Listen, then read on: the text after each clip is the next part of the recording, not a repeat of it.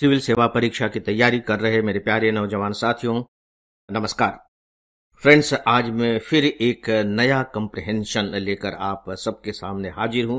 Comprehension लेकर कहने का मतलब है परिच्छेद लेकर। यह जो मेरा परिच्छेद है जिस पर मैं अभी चर्चा करने जा रहा हूं, पेपर के डी सेट का 33 यानी कि 33वें नंबर का परिच्छेद है। कल मैंने आप सबसे पूर्व धारणा के बारे में बातें की थी। अब मैं आप सबसे अनुगत के बारे में बात करने जा रहा हूं, अनुमान के बारे में बात करने जा रहा हूं। आइए पहले इसे हम पढ़ लेते हैं, इसकी व्याख्या कर लेते हैं, फिर बाद में और अगर दूसरी बातें जरूरी हुई तो वे करेंगे। आपको ध्यान होगा कि कल मैंने पहले परिच्छेद पढ़ा था और इसके बाद उसके जो प्रश्न हैं उन्हें पढ़ा था। मैं आज इसे उल्टा कर रहा हूं। हालांकि मुझे मालूम है कि मैंने आप सबसे अनुरोध किया था कि आप उसे उलट करके भी देखें। आप सबने ऐसा किया होगा, ऐसा मेरा विश्वास है। लेकिन आइए यहां हम सब एक साथ मिलकर इसे करके देखते हैं। प्रश्न संख्या 33। प्रश्न क्या है? निम्नलिखित कथनों में से कौन सा एक इस परिच्छेद द्वारा निगमित हो सकने वाले सर्वाधिक युक्तियुक्त, युक्त का मतलब है मोस्ट रैशनल, युक्त का मतलब है तार्किक और तर्क संगत अनुमान को सर्वोत्तम रूप में प्रतिबिंबित करता है। मेरे कुछ प्रिय श्रोता इंग्लिश मीडियम के भी होते हैं, इसलिए मैं यहां जो प्रश्न है उसका इंग्लिश वर्जन भी आपके सामने रखने जा रहा हूं। Which one of the following statements best reflect the most logical and rational inference. देखिए यहां inference that can be drawn from the passage. क्या शब्द है? इन्फ्रेंस। तो देखिए जैसे ही हमने इस प्रश्न को पढ़ा, हमारे दिमाग में यह रजिस्टर्ड हो गया कि इसमें जो पूछा गया है इन्फ्रेंस के बारे में पूछा गया है, अनुगमन के बारे में पूछा गया है, अनुमान के बारे में पूछा गया है। दोस्तों, जैसे ही आप इस प्रश्न को पढ़ते हैं, आपके दिमाग में बिल्कुल ये तथ्य स्पष्ट हो जाना चाहिए कि आपको क्या ढूंढना है। आपको अनुगत ढूंढना है, अनुमान ढूंढना है। तो अनुगत या अनुमान होता क्या है? आपके दिमाग में बिल्कुल कौंध जानी चाहिए, तभी आप ढूंढ पाएंगे। याद करने की कोशिश कीजिए। मैंने तो एक एक शब्द के बारे में बहुत विस्तार से आप लोगों से चर्चा की है। अनुगत क्या होता है? अगर बहुत सरल शब्दों में आप याद करना चाहेंगे तो आप कोई उदाहरण याद कर सकते हैं। जैसे मान लीजिए कि आपसे मैं बातचीत कर रहा हूं और आपसे बातचीत करने के बाद मुझे ऐसा लगता है कि आप खुश नहीं हैं, आप अपनी नौकरी से खुश नहीं हैं, अपनी जिंदगी से खुश नहीं हैं, परिवार वालों से खुश नहीं है, दोस्तों से खुश नहीं है, ऐसा मुझे अनुमान लग जाता है। ये अनुगत है। इसलिए अनुगत और अनुमान आप इसको एक बांध करके चलें अपनी सुविधा की दृष्टि से। तो क्लियर हो गया कि आपको अनुगत ढूंढना है और सर्वोत्तम अनुगत ढूंढना है। मैं आपको बताना चाहूंगा कि 2023 में जितने प्रश्न पूछे गए हैं उनमें से ज्यादातर प्रश्नों के साथ सर्वोत्तम शब्द का इस्तेमाल किया गया है। लेकिन उसको लेकर के आप बहुत ज्यादा परेशान मत होइएगा। युक्तियुक्त, सर्वाधिक तार्किक, ये सब के सब इस्तेमाल किए जाते हैं। उनके बंधन में आप बंध मत जाइएगा। उस भूल भुलैया में आप अपने को फंसने से बचाइएगा। सबसे इंपॉर्टेंट है कि इसमें क्या पूछा गया है। आपको सर्वोत्तम का तो चयन करना ही है। 4 में से एक ही बेस्ट जो हो सकता है उसी का आपको चयन करना है, सीधी सी बात है। तो आइए अब परिच्छेद को देखते हैं। हाथी दृश्य भूमि के वास्तुकार हैं। देखिए यहां दृश्य भूमि शब्द है। हो सकता है कि आपको थोड़ी सी दिक्कत हो कि यह दृश्य भूमि क्या है। तो बेहतर होगा कि आप तुरंत अंग्रेजी वाले को देख लें, नहीं तो फिर आगे नहीं समझ पाएंगे। तो आपको पता लगेगा कि अंग्रेजी में दिया है लैंडस्केप। लैंडस्केप आप जानते हैं, ठीक है। लैंडस्केप के वास्तुकार है, आर्किटेक्ट। हाथी दृश्य भूमि के वास्तुकार हैं। ये वन में वृक्ष विहीन स्थल निर्मित करते हैं, कतिपय पादप प्रजातियों के अतिवर्धन की रोकथाम करते हैं और अन्य पादपों के पुनर्जनन के लिए स्थान प्रदान करते हैं, जिससे कि आगे अन्य शाकाहारी पशुओं को निर्वाह उपलब्ध होता है।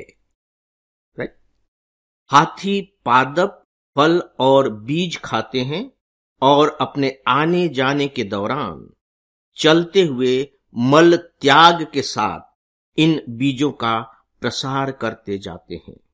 हाथी का गोबर पादपों और पशुओं के लिए पोषण प्रदान करता है और कीटों के लिए प्रजनन स्थल की तरह काम करता है। सूखा पड़ने के समय ये धरती में गड्ढे खोदकर जल तक पहुंच बनाते हैं, जो दूसरे वन्य जीवों को लाभ पहुंचाता है। दोस्तों, ये हाथी के बारे में है। मुझे ऐसा लगता है कि अपेक्षाकृत काफी सरल अंश है, आपको भी लगा होगा। अब आप देखिए कि इसमें कहना क्या चाह रहा है।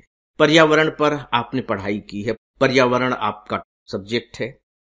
इसमें हाथी की उपयोगिता बताई है, खासकर पर्यावरण की दृष्टि से, कि किस तरीके से जिस क्षेत्र में भी हाथी होते हैं वहां बकायदे वो अब छोटे मोटे पौधों को कुचल देंगे, वो तो वहां बड़े बड़े वृक्ष नहीं पैदा हो पाएंगे। तो कह रहे हैं वृक्ष विहीन स्थल निर्मित करते हैं, और जब वृक्ष विहीन स्थल निर्मित करेंगे तभी थोड़ी सी खाली स्पेस होगी, तो दूसरे जानवरों के लिए उससे सुविधा हो जाएगी।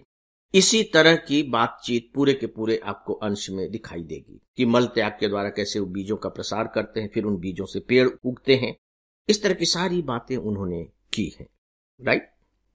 अब आपको ये सब सुनने के बाद क्या लगता है? जैसे कि मैंने कहा कि मैं और आप बातचीत कर रहे हैं, और मेरी बातचीत करने के बाद आपको ऐसा लगता है कि सर जो है ना दुखी हैं। मैंने अभी इसकी चर्चा की थी।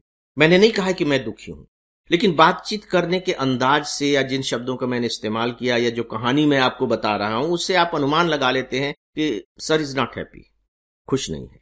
बस उसी तरह से अब आपको अनुमान लगाना है कि ये क्या है, इसमें कौन सा अनुमान लगाया गया है। यहां मैंने एक कमी रखी है, जानबूझकर रखी है, और वो ये है कि हमने चारों विकल्पों को नहीं पढ़ा है, राइट। विकल्प नहीं पढ़े हैं। देखिए, जहां अनुमान और मर्म जैसे शब्द आ जाते हैं तो मैं आपको सजेस्ट करूंगा कि विकल्पों पर उलझने की कोशिश मत करें। आप सीधे सीधे प्रश्न में जो जानना चाह रहा है वो आपसे पढ़ करके आप आगे बढ़ जाएं। चाहे तो आप बाकायदे विकल्पों को छोड़ सकते हैं, क्योंकि विकल्पों पर जो विचार कर पाएंगे आप परिच्छेद को पढ़ने के बाद ही विचार कर पाएंगे, क्योंकि सीधे सीधे तो विकल्प के उत्तर आप ढूंढ नहीं सकेंगे जब आप परिच्छेद पढ़ेंगे। तो इसलिए मैंने जानबूझ करके विकल्प आपके सामने नहीं पढ़कर सुनाए थे। अब मैं विकल्प पढ़ रहा हूं। ए, यह आवश्यक है कि हाथियों का निवास क्षेत्र समृद्ध जैव विविधता वाला सुविस्तृत क्षेत्र हो। अब देखिए कि क्या वो ये मान करके चल रहा है कि जहां भी हाथी हो वो जो क्षेत्र है वो जैव विविधता वाला बहुत विस्तृत क्षेत्र हो। क्या ऐसा कुछ लगता है? मतलब अब आपको दिमाग थोड़ा सा दौड़ाना पड़ेगा, यही प्रैक्टिस का कमाल होता है। आपको सोचना पड़ेगा, क्योंकि जैव विविधता ये सब शब्द बीच बीच में आए भी हैं, और अगर नहीं भी आए हैं तो पढ़ने से आपके दिमाग में ये शब्द कौंध रहे होंगे। तो यह आवश्यक है कि हाथियों का निवास क्षेत्र समृद्ध जैव विविधता वाला विस्तृत क्षेत्र हो। देखिए, क्यों नहीं लग रहा है कि ऐसा होगा? क्योंकि वो तो बता रहा है कि जहां हाथी होंगे वहां वो जैव विविधता वाला क्षेत्र बना देंगे। उसके लिए वो आर्किटेक्ट का काम करते हैं, वास्तुकार का काम करते हैं। तो ये आवश्यक नहीं है कि जहां आप हाथी को पालना चाहेंगे वहां आप पहले जैव विविधता वाला क्षेत्र स्थापित करें, फिर आप हाथी पालें। ऐसा तो कहीं लग ही नहीं रहा है, नहीं निकल रहा इस तरह का। तो ये नहीं होगा, नहीं हो सकता, मुझे ऐसा लगता है। इसके बाद सेकंड है हाथी कुंजी शिला, ब्रैकेट में दिया की स्टोन प्रजाति है। दोस्तों, अभी हम ये मान करके चलते हैं कि आपको भी नहीं मालूम कि कुंजी शिला प्रजाति क्या होते हैं, मुझे भी नहीं मालूम है कि कुंजी शिला प्रजाति क्या होते हैं, है ना। अब आगे क्या है? और वे जैव विविधता को लाभ पहुंचाते हैं। पढ़ने के बाद आपको ऐसा लगा होगा कि सच में हाथी एक ऐसा जानवर है जो जैव विविधता के लिए बहुत उपयोगी है। वो कुछ पेड़ों के लिए बीज बिखेर देता है तो वहां पेड़ समृद्ध हो जाते हैं, कुछ जानवरों के लिए वो खाली स्पेस बना देता है ताकि वो वहां विचरण कर सकें, कुछ पादपों के पुनर्जनन के लिए वो स्थान बना देता है। तो आपको लगेगा कि हाँ, यदि हाथी नहीं होगा तो फिर पूरे के पूरे जंगल में पेड़ ही पेड़ हो जाएंगे, पेड़ ही पेड़ हो जाएंगे, फिर दूसरे जानवर कैसे रह पाएंगे। जैव विविधता के लिए हाथी जो है लाभ तो पहुंचाता है। इसे हम अभी रख लेते हैं, रिजर्व में रख लेते हैं, क्योंकि अभी हमारे पास दो विकल्प और हैं। इसके बाद तीसरा विकल्प है वनों में समृद्ध जैव विविधता हाथियों की मौजूदगी के बिना नहीं बनाए रखी जा सकती। अब आप देखिए कि इसमें भी जैव विविधता शब्द है, लेकिन वो बिल्कुल निश्चित तौर पर यह कह रहा है कि उसके लिए बहुत जरूरी है कि हाथी हो। अगर हाथी नहीं होंगे तो जैव विविधता होगी ही नहीं। क्या आपको ऐसा लगता है? इसमें कहीं कुछ ऐसा बताया गया है, जोर दे रहा है, उसकी बातचीत से ऐसा लग रहा है? देखिए, खींचतान करने पर आपको लग जाएगा कि भाई अगर जैव विविधता को ये लाभ पहुंचाते हैं तो सीधी सी बात है कि जरूरी है कि वो हाथी हो वहां। लेकिन इनफैक्ट ये बात निकल करके आ नहीं रही है। और अगर सेकेंड विकल्प नहीं होता बी, तो हो सकता है कि हम थर्ड को अपने रिजर्व में रख लेते।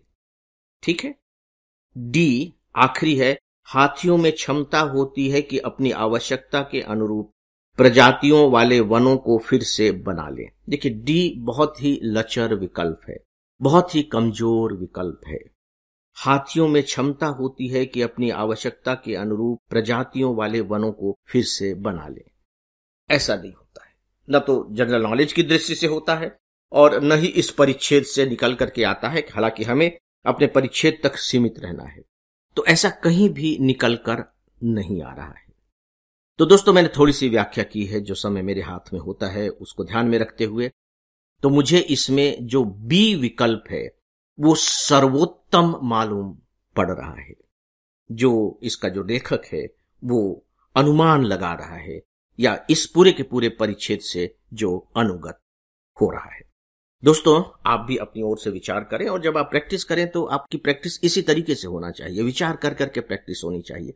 ऐसा नहीं कि आप सही उत्तर तक पहुंच गए, आपने निशान लगा लिया और फिर मिला लिया और लगा कि हाँ आपने सही मिलाया है तो आप खुश हो गए, और अगर गलत हो गया तो दुखी हो गए। ऐसे नहीं, जब भी आप किसी को रिजेक्ट करें तो उसके पीछे लॉजिक होना चाहिए, एक्सेप्ट करें उसके पीछे भी लॉजिक होना चाहिए। तो दोस्तों, आज बस इतना ही, और इसी के साथ ही दोस्तों आज के इस डेली ऑडियो लेक्चर को अब यहीं समाप्त करने की इजाजत चाहता हूं। नमस्कार।